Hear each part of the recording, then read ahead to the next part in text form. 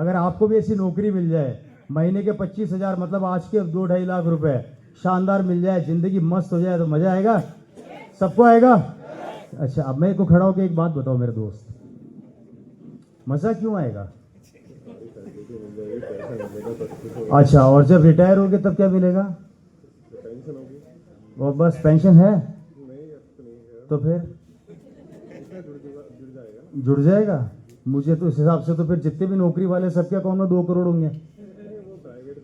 नहीं, government job, कोई सी भी जॉब ले लो, 2-3 करोड़ तो पड़े होंगे, फिर तो अकाउंट में जुड़ जाता है ना। आप बोल रहे हो पड़े? नहीं, जिनकी भी उनके पड़े होंगे क्या है जी? नहीं पड़े? ये लो, वो तो वही मैं इनसे कह रहा था। राइट सर, मुझे एक बात बताओ, जो जॉब कर रहे थे तो उसमें वो सरकारी नौकरी किसकी, सरकार की है पिताजी की? सरकार की है। अच्छा, वो सरकारी गाड़ी जो वहां से मिली थी सरकार की है पिताजी की? सरकार की। ओके, वो नौकर जो मिला हुआ था पिताजी का या सरकार का? सरकार। वो कुर्सी जो मिली हुई थी पिताजी की या सरकार की? सरकार। वो लाल बत्ती जो मिली हुई थी पिताजी की या सरकार की? सब कुछ सरकार। पावर जो मिली हुई थी पिताजी की या सरकार की? सरकार। अब जब पिताजी रिटायर हो जाएंगे तो उसके बाद उसमें से उनको क्या मिलेगा? एक पेन भी वहां से उठा के ला सकते हैं क्या? नहीं सर। एक कुर्सी ला सकते हैं? No sir. तो फिर मेरे को बताओ जॉब बढ़िया कैसे है?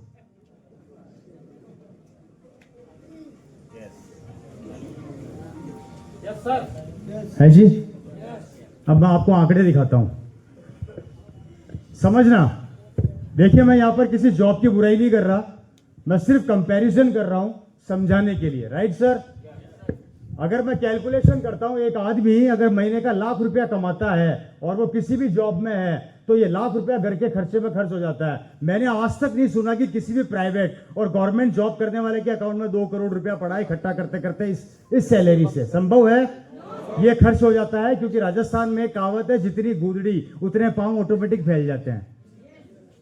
फैल जाते हैं, ये घर के खर्चों में चला जाता है। पूरी जिंदगी नौकरी करने के बाद जब मेरे फादर रिटायर होंगे या आप लोग रिटायर होंगे या कोई भी रिटायर होगा, उसको मिलेगा 70 लाख रुपया, जो आपका प्रोविडेंट फंड और जो भी पैसा इकट्ठा होता है। Right sir? वो पैसा इकट्ठा मिल गया आपको, जिसमें से 50 लाख रुपया आप मकान बनाने में खर्च कर दोगे। हेलो, 10 लाख रुपया आप अपने बच्चे की एजुकेशन पे खर्च कर दोगे और 10 लाख रुपया आप अपनी बेटी की शादी में खर्च कर दोगे। कितना हो गया? 80 साल की उम्र में आते आते, ये 70 साल में मिला, 80 साल की उम्र तक आते आते आपके बैंक का बैलेंस होगा मुर्गी का अंडा। पेंशन खत्म हो चुकी। Right sir?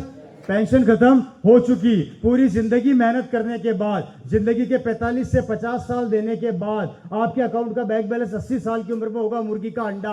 और उस समय आप अपनी बहू को बोलोगे, बहू एक कप चाय पिला दे, तो बहू बोलेगी घर के कोने में चुपचाप बैठे रहो, टाइम होगा तो पिलाऊंगी, अभी बिजी चल रही हूं। मतलब पूरी जिंदगी काम करने के बाद बैंक बैलेंस 0, अकाउंट में पैसा नहीं बचा। उसके बाद 1 रुपए की इज्जत थी जो खत्म हो गई। बहू तक नहीं पूछती। बेटे से बोलोगे बेटा दवाई दिला दे, तो बेटा बोलेगा पापा मेरे पास अभी पैसे नहीं है, 2 गोली दुकान से लेके आ जाओ, मैं पैसे बाद में दे दूंगा। ये अधिकतर हमारे वहां पर मैंने होते हुए देखा है, मुझे यहां का नहीं पता। हेलो, मेरी बात समझ में आ रही है? पूरी जिंदगी गवर्नमेंट या प्राइवेट सेक्टर में काम करने के बाद भी ये लाइफ मिलने वाली है, तो मुझे बताइए नौकरी बेहतर कैसे?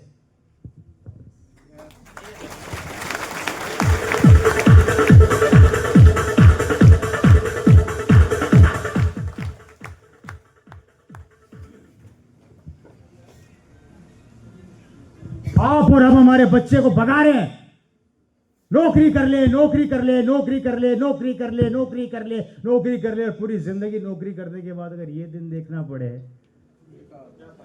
तो उस नौकरी का क्या मतलब है?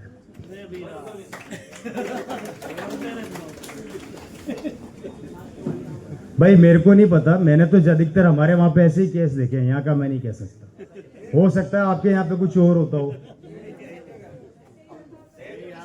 75 साल की उम्र में जब यह आदमी बूढ़ा हो जाता है और इसकी कोई इज्जत नहीं रहती। सुनना, अब आगे की कहानी बता रहा हूं।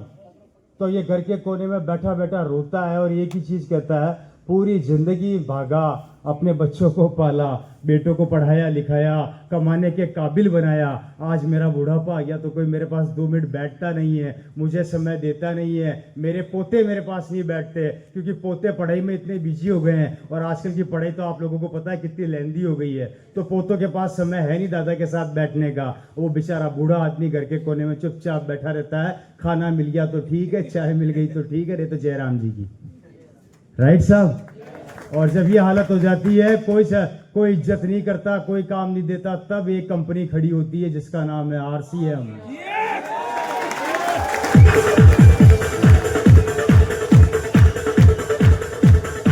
तब एक कंपनी खड़ी होती है जिसका नाम है RCM,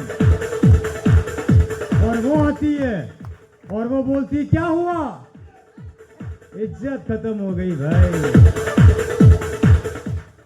क्या उम्र है, 75 साल का हो गया, कोई पूछता नहीं है। कोई बात नहीं, आ जाओ। 80 के हो तो भी आ जाओ, 90 के हो तो भी आ जाओ, 100 के हो तो भी, और 18 के हो तो भी।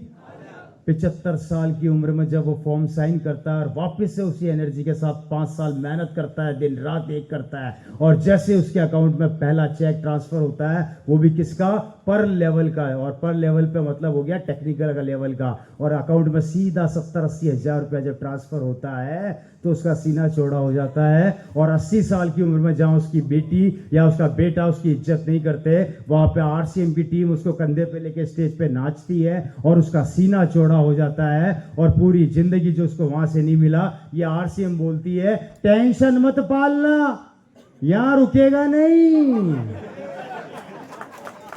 तू 85 का भी हो जा तो भी आएगा, तू 100 का हो जा तो भी आएगा, तू 110 साल का हो जा तो भी आएगा।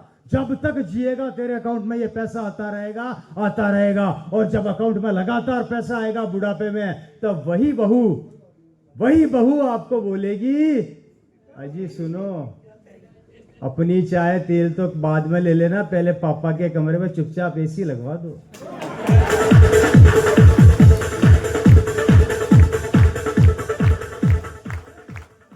पापा को गर्मी नहीं लगनी चाहिए।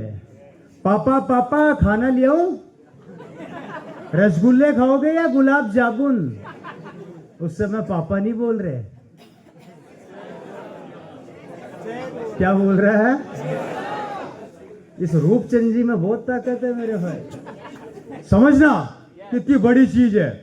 बुढ़ापे के अंदर जहां पर हर जगह इज्जत खत्म हो जाती है, वहां पर ये RCM बिजनेस आपके परिवार को और आपके बच्चों को और आपको बुढ़ापे तक संभालता है। और मांगता क्या है, सिर्फ 5 साल आपकी मेहनत, करना कुछ नहीं है, कमिटमेंट को चेंज करना। सिमिलरली मेरे साथ मेरे